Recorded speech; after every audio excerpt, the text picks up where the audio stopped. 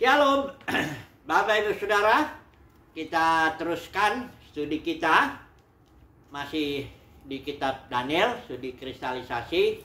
Ini suatu studi yang berusaha mencari benda-benda kristal, artinya mencari tema-tema utama yang muncul dalam suatu kitab. Dan kali ini kita ambil tema dari pasal 7 mengenai cerita ya, penglihatan apokaliptik ya daripada Daniel. Ada 4 ini ya, dari pasal 7 sampai pasal 12 itu menceritakan penglihatan Daniel. Tapi dari pasal 1 sampai pasal 6 itu hanya cerita-cerita mengenai cerita sejarah Daniel dengan 3 temannya di Babel. Nah, ini cerita mengenai katakanlah nubuat. Orang Kristen biasa bilang begitu, nubuat. Ini ada banyak sekali pandangan ya. Tapi saya coba mengajukan suatu katakanlah ya usulan atau pandangan juga ya, suatu keyakinan bahwa perbedaan pandangan itu disebabkan konsep seseorang mengenai kedatangan Tuhan atau mengenai rapture, pengangkatan gereja ya, yang membuat akhirnya berbeda sekali. Nanti kita lihat ya.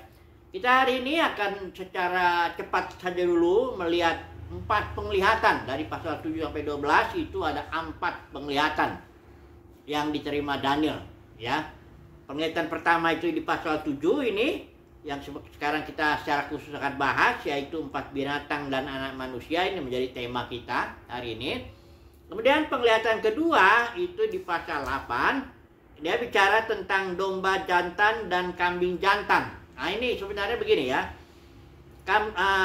Ini kita tahu sejarah ya, bahwa Daniel itu berada dalam kerajaan Babel.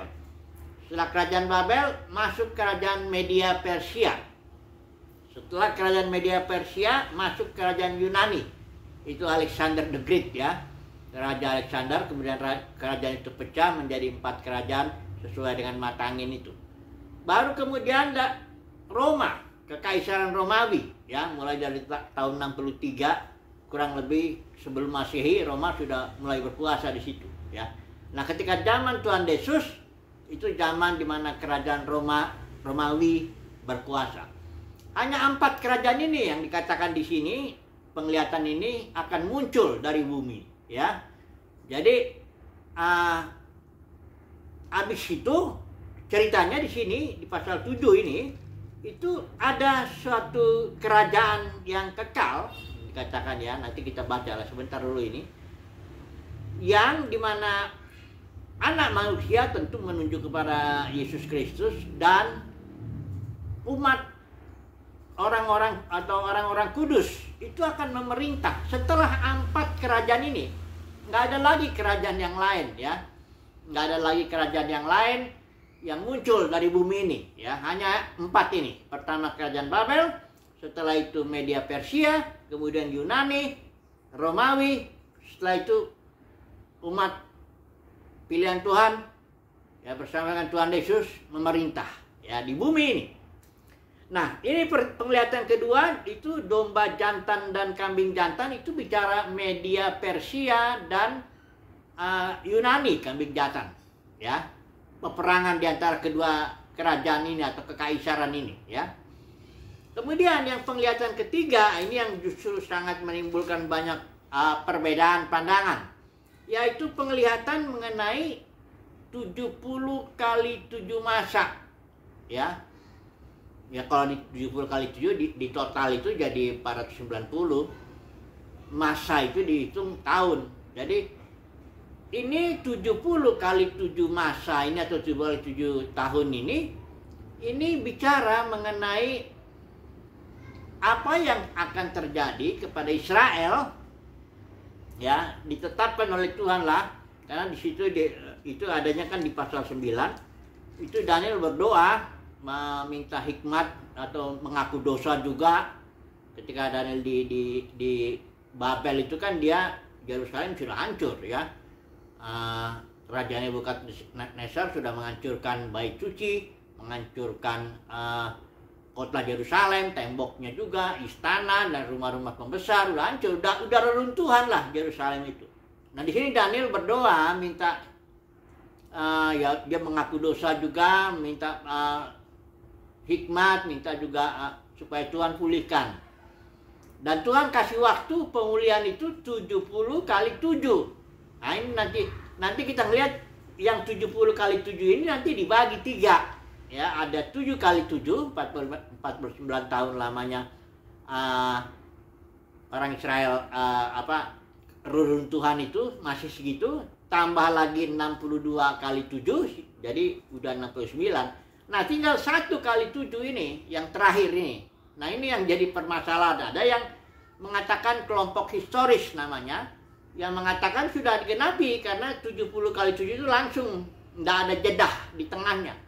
Nah, kalau kelompok yang namanya kita disebut dalam sejarah itu kelompok futuris, ini menempatkan 1 kali 7 jauh. Jadi ada jedah, ada selang ya. Ada suatu periode yang disebut zaman gereja yang kosong ya, dari mulai Tuhan Yesus datang mati bangkit itu ada kosong sampai hampir 2000 tahun sampai sekarang, nanti belum Daniel 1 kali 7-nya belum digenapi. Jadi panjang sekali ya. Nah ini nanti kita akan melihat lah. Ini saya hanya bicara dulu secara garis besar dulu ya. 4 penglihatan ini. Baru penglihatan yang keempat itu tentang kesusahan besar atau perang besar ya. Ini dari pasal yang ke-10 itu terakhir itu. Dikatakan di sini pasal 10 ayat 1, saya baca aja di sini ya. Pada tahun ketiga pemerintahan Koreshi Raja orang Persia, suatu firman dinyatakan kepada Daniel yang diberi nama Belshazzar. Firman itu benar dan mengenai kesusahan yang besar. Kesusahan yang besar itu artinya mengenai perang besar. Jadi pasal 10, pasal 11, pasal 12 itu bicara tentang perang besar dan juga termasuk kesusahan besar juga ya. Nah oke. Coba dulu kita lihat kembali kita ke penglihatan yang pertama dulu. Mengenai di sini 4 binatang ya, pasal 7 ya. Binatang yang pertama itu seekor singa, ini menggambarkan kerajaan Babel, itu disimbolkan dengan singa ya. Langsung saja kita lihat yang kedua itu beruang. Binatang yang kedua beruang itu Media Persia. Yang ketiga itu kerajaannya kayak macan tutul dibilang di sini, punya 4 sayap. Ya. Karena memang kita tahu Alexander the Great itu dia tampil, dia menguasai, dia menghantam kerajaan Media Persia itu. Kemudian dia tidak lama kemudian dia mati muda, ya, nggak punya keturunan, dan jenderalnya itulah yang 4 itu. Kerajaannya dipecah menjadi 4. Nah, ya. Kemudian penglihatan yang berikut ini ada binatang yang di sini binatang yang keempat menakutkan ya, mendasarkan, dia punya tanduknya 10, giginya besar dari besi. Ini simbol daripada kerajaan atau kaisaran Romawi ya. Nah setelah 4 kerajaan itu, maka dikatakan di ayat yang ke ini mulai dari ayat yang ke-11 ya. Kemudian sini, aku terus melihat karena perkataan sombong yang diucapkan tanduk itu. Jadi dari kerajaan Romawi ada satu tanduk yang berkata sombong, punya mata menyombong ya. Tapi kemudian ini dihancurkan. Kemudian ayat 13, aku terus melihat dalam penglihatan malam itu tampak datang dengan awan-awan. Anak manusia datang dengan awan-awan. Nah kalau istilah awan itu tunggal, itu berarti menunjuk kepada Tuhan. Dan seluruh Alkitab kalau muncul istilah awan kemuliaan Tuhan dia tunggal, itu berarti menunjuk kepada kemuliaan Tuhan, menunjuk kepada Elohim sendiri. Tapi kalau dibilang awan, itu berarti menunjuk kepada saksi Tuhan atau orang-orang kudus. Jadi di sini kerajaan yang setelah yang keempat, yang kelima ini yang akan berkuasa kekal gitu selama-lamanya, itu adalah kerajaan Mesias Yesus dengan orang-orang kudusnya. Karena di sini langsung ditafsirkan, jadi nggak mungkin kita salah. Kita nggak menafsirkan sendiri siapa itu anak manusia dengan awan-awan. Karena di ayat yang coba kita perhatikan ini, ya, ayat yang ke 22, ya. Sampai yang lanjut usianya itu datang dan keadilan diberikan kepada orang-orang kudus milik yang Maha Tinggi, dan waktunya datang orang-orang kudus itu memegang pemerintahan. Nah, jadi jelas itu ya. Jadi ini yang akan terjadi di muka bumi ini. Ada 5 kerajaan lah total jadi ya. Yang pertama Daniel, itu di zaman Babel. Kerajaan Babel di zaman Daniel, ya. Kedua, Media Persia, Daniel masih ada di situ. Di kerajaan Media Persia itu ada Koresi, ada Darius, itu Daniel tahun-tahun awalnya masih ada di Babel juga, ya.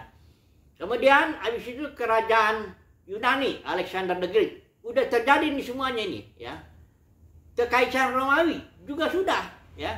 Itu di tahun 63 sebelum Masehi mulai terus itu ya. Kita tahu di zaman ada beberapa kaisar ya yang menganiaya orang Kristen ini, termasuk Kaisar Nero itu di sekitar tahun 67 Masehi, ya. Itulah yang mengeksekusi Saulus atau Paulus ya dengan dipenggal menurut cerita itu, dan juga Petrus yaitu disalib yang mintanya dia kepalanya di bawah. Itu di zaman Kaisar Nero, Kaisar Romawi. Dan waktu Yesus itu mati disalib itu tahun 31 Masehi kurang lebih, itu penguasa Romawinya itu Pilatus yang kita tahu kan. Nah, jadi semua ini sudah selesai. Ya. Hanya persoalannya ini ada konsep mengenai kedatangan Tuhan yang kedua ya dalam kekristenan saat ini. Ada konsep pengertian bahwa Yesus datang 2 kali secara fisik. Yang pertama itu datangnya itu yang pertama sudah itu 2000 tahun yang lalu, itu tahun 20 dihitungnya lah kelahirannya 27 sebelum Masehi, matinya 31 kurang lebih Masehi ya, karena Yesus itu kan hanya 33,5 tahun usianya ya. Nah, jadi itu dianggap kedatangan pertama berbentuk fisik ya. Nah, nanti ada konsep lain bahwa Yesus akan datang lagi secara fisik juga, ya tentu dengan tubuh kebangkitan, itu pemahamannya. Tapi dia datang dalam bentuk fisik yang kedua kali nanti. Bahkan didahului katanya dengan peristiwa-peristiwa. Nah, ini dia makanya rapture katanya. Rapture itu gereja diangkat dulu. Ada mengalami pengangkatan. Setelah itu masuklah 1 kali 7 tahun itu Daniel itu. Ya, di mana di tengahnya ada antikristus nanti mencemarkan bait suci Yerusalem. Berarti bait yang ketiga ini harus dibangun dulu. Karena kalau nggak dibangun, bagaimana antikristus katanya bisa menajiskan bait suci ini? Jadi dibangun juga nanti ya. Jadi kan bait suci itu sudah 2 kali dibangun. Pertama oleh Salomo, dihancurkan oleh Raja Nebukadnezar itu. Kemudian dibangun oleh Zerubabel ya, dan dipugar oleh Raja Herodes, itu dihancurkan oleh Jenderal Titus tahun 70 Masehi. Jadi sudah 2 kali dibangun bait suci, sudah dihancurkan. Tapi karena di sini ada nubuat antikristus itu, raja itu mencemarkan bait suci, itu makanya harus lagi suatu pengertian bait suci yang ketiga akan dibangun lagi. Kondisi sekarang di Yerusalem yang diyakini bait suci itu tempat di mana bait suci yang dibangun oleh Salomo itu sekarang ada 2 bangunan masjid ada di situ, ya. Sehingga tidak mungkin orang Israel bisa membangun. Ini pengaturan Tuhan dibikin di situ sehingga tidak bisa. Kecuali mau dihancurkan baik itunya masjidnya itu, dua bangunannya itu, ya. Kalau itu nggak tahu ya. Kalau saya nggak punya keyakinan bahwa itu akan dibangun lagi, karena ini kan masalahnya nubuat yang 1 kali 7 tahun Daniel ini jadi dimundurkan. Jadi pertama 7 kali 7 sudah digenapi, 62 kali 7 juga sudah digenapi. Terus ada masa jeda, katanya ini zaman gereja. Ya, kemudian ada lagi satu 1 kali 7. Jadi nubuatnya, kalau saudara bayangkan tuh gambarnya itu di 1 kali 7, ini 62 kali 7, terus ada waktu jeda ada 2000 tahun ya sampai sekarang belum. 1 kali 7-nya Daniel itu belum, karena belum dibangun bait sucinya, belum ada raja yang katanya antikristus sebagainya itu ya, belum ada keterangkatan gereja, rapture dan sebagainya.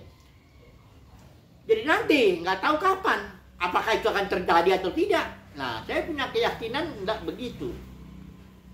Saya punya keyakinan ini semua dari 70 kali 7 Daniel itu sudah digenapi. Ini memang pandangan kalau dalam sejarah itu pandangan historis. Ini ada dua sebenarnya kalau kelompok itu. Ada yang pandangan historis, artinya 70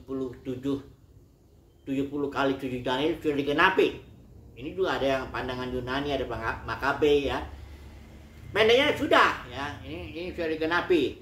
Ada yang kelompok futuris yang mengatakan Daniel 70 kali 7 belum digenapi, karena baru 69 kali 7-nya sudah. Tinggal 1 kali 7 tahun yang disebut masa kesengsaraan Great Tribulation, masa kesusahan besar ya. Nah, nanti kita akan melihat ini kenapa kok nubuat, bagi saya ini agak aneh ya, aneh ya, karena kok nubuat itu 1 kali 7-nya udah digenapi, 62 kali 7-nya sudah digenapi, tapi dikasih kosong waktu. Yang menurut pandangan futuris ini karena jeda zaman gereja, Daniel, nabi-nabi perjanjian lama nggak tahu.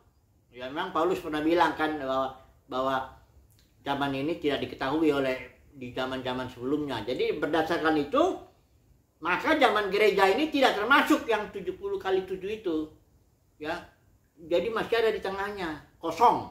Baru masuk 1 kali 7 di akhir zaman itu. Nah, nampaknya ini terjadinya pandangan futuris itu ya, yang kasih jeda ribuan tahun ini sebelum 1 kali 7 itu datang. Itu disebabkan konsep yang saya udah bilang tadi, yang pertama konsep kedatangan Tuhan, yang 2 kali menurut si kelompok futuris ini. Kedatangan Tuhan pertama secara jasmani, kedatangan Tuhan Yesus sudah, tinggal tunggu nanti kedatangan kedua. Belum, karena memang kalau kedatangan keduanya nanti disertai pengangkatan gereja, katanya rapture. Nah, sekarang kita mau coba merenungkan dulu lah, sebagai pembukaan dulu sebelum kita masuk ke detailnya daripada penglihatan Daniel ini. Kita merenungkannya gini, apa benar Alkitab mengajarkan kepada kita kedatangan Tuhan yang kedua kali? Ada istilah kedua kali ya. Apa betul ada itu, ungkapan itu, kedatangan Tuhan Yesus yang kedua kali? Yang pertama jasmani sudah, nanti kita tunggu lagi yang kedua kali. Nah, kalau saudara kita baca, saya sudah sempat menulis ini tentang kedatangan Tuhan secara ringkas saja, nggak sampai kurang lebih 30 halaman ini di sini. Bahwa istilah Yunani yang dipakai untuk kedatangan itu tidak pernah dimaksud kedatangan secara fisik, tidak harus. Dan ungkapan kedatangan Yesus yang kedua kali itu nggak ada. Di dalam perjanjian baru tidak pernah ada satu ayat pun yang berbicara ungkapan kedatangan Tuhan kedua kali. Itu nggak ada. Istilah kedua kalinya itu nggak ada. Cuma ada kedatangan Tuhan aja. Nah, kedatangan Tuhan ini ada 6 istilah Yunani, nanti saya baca ini secara cepat saja. Ada 6 istilah Yunani daripada yang diterjemahkan kedatangan itu, yang artinya kedatangan tidak harus berbentuk fisik. Jadi kedatangan itu bisa berbentuk, ya memang berbentuk Roh Kudus. Yang pertama itu ya kedatangan Yesus itu secara fisik. Kalau saya pernah juga bikin video trilogi kedatangan Tuhan ya, yang saya kaitkan dengan perayaan hari-hari raya Israel, penggenapannya.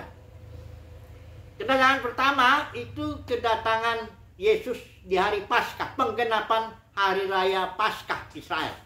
ya, karena Yesus itu adalah anak domba Paskah. Itu kedatangan fisik bentuknya, ya. Kemudian kedatangan Yesus kedua itu adalah pencurahan Roh Kudus, karena Yesus di malam terakhir di dalam Injil Yohanes dia janji kepada muridnya yang 12 itu, 11 ya waktu itu, karena Yudas sudah pergi kan. Aku akan datang lagi katanya. Yesus janji itu aku akan datang, bukan nanti kedua kali. Wah, murid-muridnya sudah mati semua dong. Kalau begitu Yesus, janji Yesus mau datang lagi nggak digenapi buat murid-murid.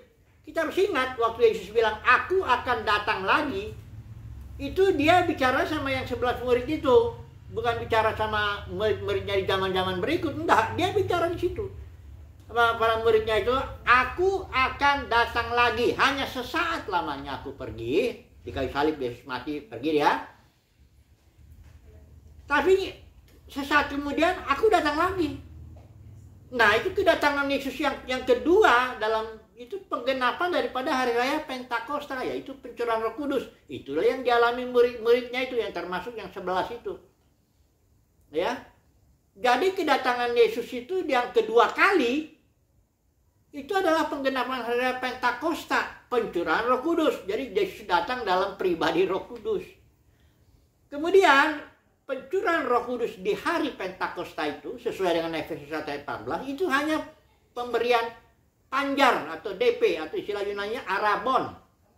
Jadi belum seluruhnya Roh Kudus itu, belum dalam kepenuhannya.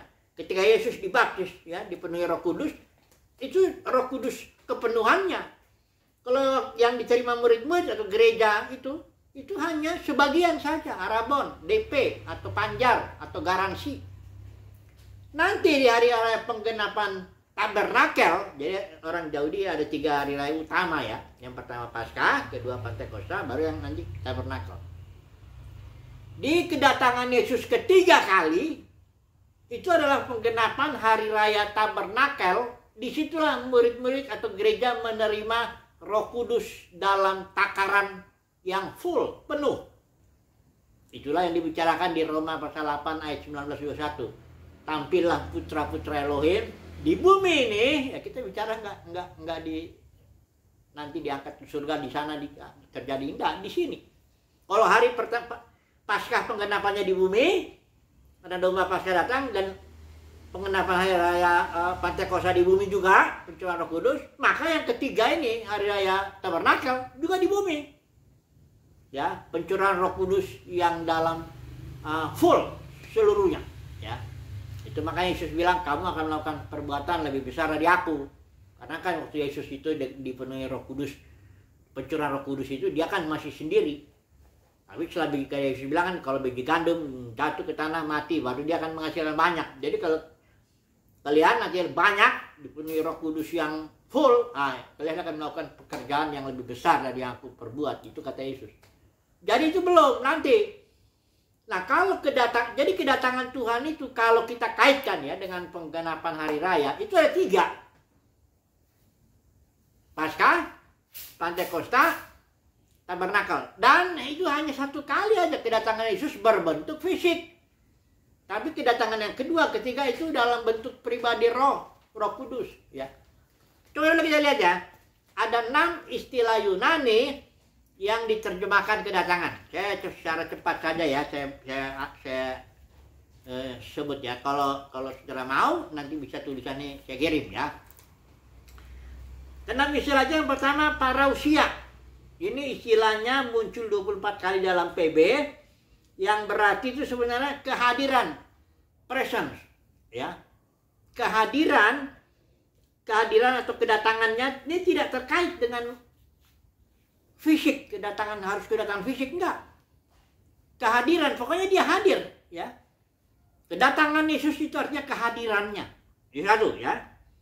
Yang kedua, istilah Yunani yang kedua adalah apokalipsis. Ini berasal dari kata apokalipto yang berarti menyingkapkan. Kayak Rasul Yohanes ini diterjemahkan pewahyuan, wahyu itu dibukakan. Tadi dia sudah ada di situ, tapi kalau nggak dibukakan, orang tidak tahu kehadirannya. Jadi apokalipto itu istilah Yunani, dia sudah ada di situ, tapi kehadirannya disingkapkan, dibukakan. Nah, ini yang kedua ya. Dan sekali lagi ya, tidak ada harus bentuk fisik, nggak ada di situ. Yang ketiga, istilah Yunani itu epiphania. Ini hanya muncul 6 kali dalam PB. Istilah ini mirip-mirip ya, diterjemahkan bahasa Indonesia itu manifestasi, tertampil dia. Ya, kedatangan Tuhan itu artinya tertampilnya Tuhan. Tidak harus secara fisik lagi. Kemudian yang keempat, panero. Ini istilah ini Yunani pengertiannya membuat nyata atau menjadi nampak. Tapi bukan berarti kehadiran yang terlihat mata jasmani. Bukan itu. Panero artinya seseorang melihat secara persepsi. Kalau istilah bahasa Inggris, kalau dia dijelasin misalnya orang, kita jelasin sesuatu. Nanti dia akan ngomong, oh I see gitu. Bukan berarti dia melihat sesuatu bentuk fisik, enggak. Yang dimaksud sama yang dibilang I see itu artinya saya ngerti, saya punya persepsi, saya punya pemahaman. Kayak gitulah ya. Jadi panero itu suatu kehadiran yang menyebabkan orang mengerti. Nah, itu ya. Kemudian yang istilah yang berikutnya, yang kelima ini adalah erkomai. Ini erkomai ini kehadiran dalam arti tindakan datang. Ini ayatnya di Wahyu pasal 1 ayat 7 nih, lihatlah ia datang. Ini artinya dia pakai istilah erkomai. Artinya Yesus datang, ada suatu tindakan datang dengan awan-awan, dengan orang-orang kudus ya. Kemudian yang keenam, istilah ini terakhir ini, yaitu heko. Kata ini menekankan kedatangan pada suatu tempat tertentu. Ini ada ayat Wahyu, contoh ayatnya itu Wahyu 2 ayat 25, tetapi apa yang ada padamu peganglah itu sampai aku datang. Ya, ada suatu tempat tertentu di mana Tuhan datang di situ. Heko, ya. Sekali lagi ya. Semua yang istilah Yunani yang 6 ini tidak harus berarti kedatangan jasmani. Nah, ini yang membuat, makanya tidak ada istilah kedatangan Yesus kedua kali. Alkitab Perjanjian Baru tidak pernah bicara kedatangan Yesus kedua kali, nggak ada. Karena pengertian kedatangan kedua kali itu karena kedatangan itu pengertiannya harus berbentuk fisik. Dunia kekristenan ini ya, mayoritasnya itu berpikir kalau kedatangan Yesus itu harus fisik. Makanya jadi hanya 2 kali Yesus datang. Yang pertama datang itu sudah 2000 tahun yang lalu, nanti lagi datang lagi yang berbentuk fisik. Ada yang mengatakan kakinya menginjak bukit zaitun dan sebagainya. Ini penafsiran yang inilah yang membuat akhirnya penglihatan Daniel ini, khususnya yang 70 kali 7 itu, jadi dimundurkan 1 kali 7 itu. Ya. Kedua, konsep kedua yang menyebabkan berbeda ini pandangan seseorang mengenai nubuat ini, Daniel, itu keterangkatan gereja. Rapture, saya sudah nulis juga sejarahnya rapture itu. Itu sebenarnya itu baru tuh. Ada seorang perempuan namanya Margaret McDonald, dia trans itu seolah-olah ya, dia trans dan dia mendapat penglihatan, katanya orang-orang kudus akan naik-naik ke atas begitu, dia terbang-terbang ke atas. Kemudian ada 3 orang tokohnya di situ, John Irving, kemudian John Nelson Darby, ada lagi 3 tokoh The Brethren ini. Gerakan The Brethren yang dimulai 1825 di Inggris itu. Inilah yang mempopulerkan kalau di Amerika itu ada seorang namanya bikin Alkitab C.I. Scofield, Alkitab versi Scofield. Nah, ini menerjemahkan juga hanya dalam waktu singkat, itu sangat populer pandangan itu. Padahal di abad-abad pertama nggak ada orang tahu gereja akan diangkat, nggak ada. Ya.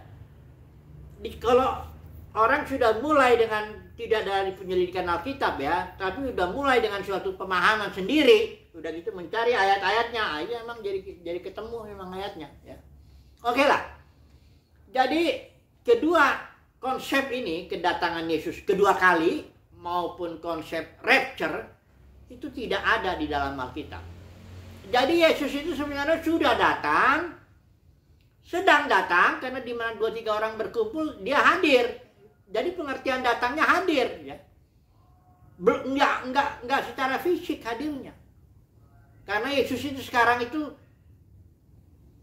dia kalau dia 1 Korintus ini bilang roh pemberi hayat. Adam yang akhir menjadi life giving spirit, roh pemberi hayat.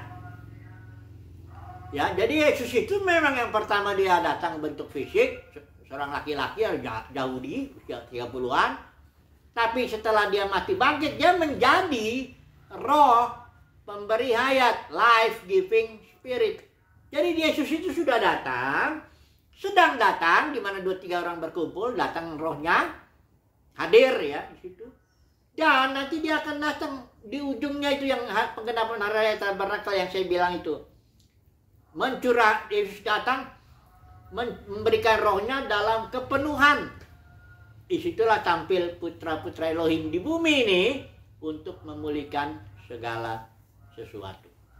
Nah, kalau kita punya konsep kedatangan Tuhan seperti ini, maka 4 binatang ini yang kita bilang tadi itu, ya, kerajaan Babel yang simbolnya pertama binatang itu singa itu, baru kemudian binatang kedua itu Media Persia, binatang ketiga itu Yunani, binatang keempat Kaisar Romawi, baru setelah itu orang-orang kudus berkuasa. Nah, ini sebenarnya sudah terjadi, orang kudus sudah berkuasa.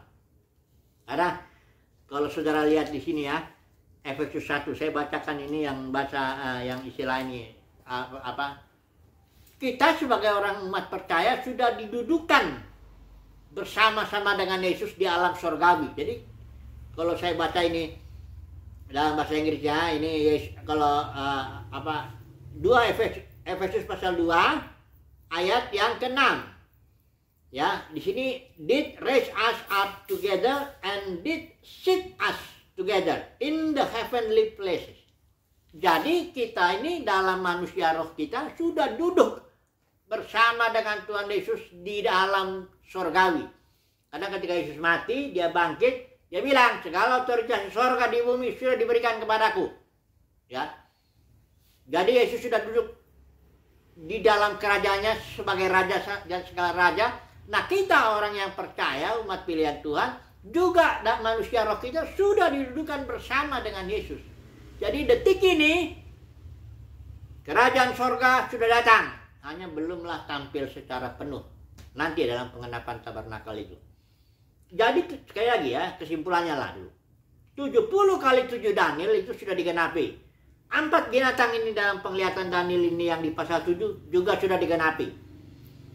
Umat yang maha tinggi atau kerajaan sorga itu dengan Yesus sebagai raja di atas segala raja juga sudah datang, sedang datang, dan nanti akan tampil dia manifestasinya yang full di akhir zaman. Kita nggak tahu kapan, tapi itulah penggenapan itu Roma 8 ayat 19-21. Jadi kalau sudah begitu, penafsiran kita akan berbeda. Saya rasain dulu ya pembukaannya, nanti kita masuk session berikut lebih detail bicara bahwa Tuhan Yesus sudah datang, sedang datang, dan akan datang. Bahwa umat pilihan Tuhan itu sudah memerintah dalam batinnya, manusia batinnya sudah duduk